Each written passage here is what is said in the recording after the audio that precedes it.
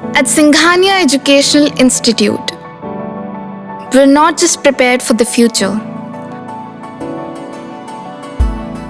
we're actively shaping it with technology and innovation. We are preparing to lead tomorrow. Singhania Educational Institute, cultivating knowledge. नमस्कार, मैं हूं निशांत गुप्ता। आप देख रहे हैं आई इंडिया। मेरा बलिदान सार्थक होने से पहले अगर मौत दस्तक देगी तो मैं मौत को भी मार डालूंगा। यह शब्द किसी और के नहीं, कारगिल हिल के महानायक कैप्टन मनोज पांडे के हैं, जो कारगिल युद्ध के दौरान 3 जुलाई 1999 को युद्ध के मैदान में वीर गति को प्राप्त हो गए थे। 3 जुलाई 1999 कैप्टन मनोज पांडे की जिंदगी का सबसे ऐतिहासिक दिन था।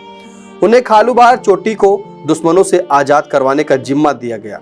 उन्हें दुश्मनों को दाईं तरफ से घेरना था, जबकि बाकी टुकड़ी बाईं तरफ से दुश्मन को घेरने वाली थी। वह दुश्मन के सैनिकों पर चीते की तरह टूट पड़े और उन्हें अपनी खुखरी से फाड़ कर रख दिया। उनकी खुखरी ने 4 सैनिकों की जान ली। ये लड़ाई हाथों से लड़ी गई थी। खालूबार चोटी जीतने के बाद मनोज पांडे बुरी तरह से जख्मी हो गए थे। उनके कंधे और घुटनों में चोट लगी थी। इसके बावजूद उनके जज्बे में कहीं से भी कोई कमी नहीं आई। इस दौरान उन्होंने पीछे लौटने से इनकार कर दिया और घायल अवस्था में ही अपने सैनिकों का उत्साह बढ़ाते रहे। उन्होंने अपनी गोलियों और ग्रेनेड हमलों से दुश्मन के एक के बाद एक करके सारे बंकर तबाह कर दिए थे। गोली लगने के बाद मनोज पांडे ने रेंगते हुए पाकिस्तान का चौथा बंकर तबाह किया। इन्हीं हमलों के बाद मनोज पांडे ने खालूबार चोटी तो जीत ली, लेकिन इसे जीतने की देश ने भारी कीमत भी चुकाई। हमने कारगिल के युद्ध को तो जीत लिया, लेकिन उसे जीतने के साथ हमने मनोज पांडे जैसे वीर सैनिक को खो दिया। बता दें, कारगिल युद्ध में अपने अदम्य साहस और नेतृत्व का परिचय देने वाले गोरखा राइफल के कैप्टन मनोज कुमार पांडे का जन्म 25 जून 1975 को उत्तर प्रदेश के सीतापुर के रूड़ा गांव में हुआ था। बचपन के कुछ साल पहले मनोज पांडे ने अपने गांव में ही बिताए थे। इसके कुछ समय बाद उनका परिवार लखनऊ में शिफ्ट हो गया था। यहाँ उनका दाखिला सैनिक स्कूल में कराया गया था। स्कूल के बाद उनके पास अपना कैरियर बनाने के लिए कई ऑप्शन थे, लेकिन उन्होंने सेना को चुना। उनके इस फैसले में उनके परिवार ने भी खूब साथ दिया। कैप्टन मनोज पांडे ने एनडीए में हिस्सा लिया और सफलता हासिल की। एनडीए के इंटरव्यू में जब उनसे पूछा गया कि सेना में क्यों आना चाहते हो, तो उनका जवाब था, मैं परमवीर चक्र जीतना चाहता हूँ। कारगिल युद्ध में अपने अदम्य साहस और नेतृत्व का परिचय देने वाले कैप्टन मनोज पांडे को मरणोपरांत परमवीर चक्र से सम्मानित किया गया था। कैप्टन मनोज पांडे की पहली तैनाती कश्मीर में हुई और सियाचिन में भी उन्होंने अपनी सेवाएं दी। उन्होंने कुछ ही समय पहाड़ों पर चढ़ने और घात लगाकर दुश्मन पर हमला करने की महारत हासिल कर ली थी।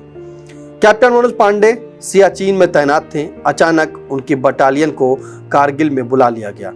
यहाँ पाकिस्तान घुसपैठ कर चुका था। मनोज ने आगे बढ़कर अपनी बटालियन का नेतृत्व किया था और पाकिस्तानी सैनिकों को धूल चटा दी थी। महज 24 साल के कैप्टन मनोज पांडे को ऑपरेशन विजय के दौरान जौबाल टाप पर कब्जा करने की जिम्मेदारी दी गई थी। भयंकर ठंड और थका देने वाले युद्ध के बावजूद कैप्टन मनोज कुमार पांडे की हिम्मत ने जवाब नहीं दिया। युद्ध के बीच भी वह अपने विचार अपनी डायरी में लिखा करते थे। उनके विचारों में अपने देश के लिए प्यार साफ दिखता था। उन्होंने अपनी डायरी में लिखा था, अगर मौत मेरा शौर्य साबित होने से पहले मुझ पर हमला करती है तो मैं अपनी मौत को ही मार डालूंगा। 3 जुलाई 2024 को उनके पैतृक गांव रूड़ा स्थित प्रतिमा पर पुष्पांजलि कर उनकी वीरगाथा का बखान किया जाएगा। नमन है ऐसे वीर शहीदों को।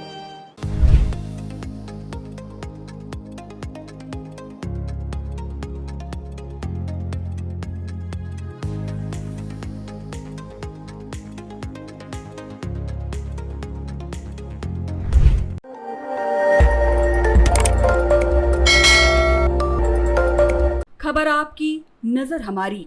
देखते रहिए आई इंडिया।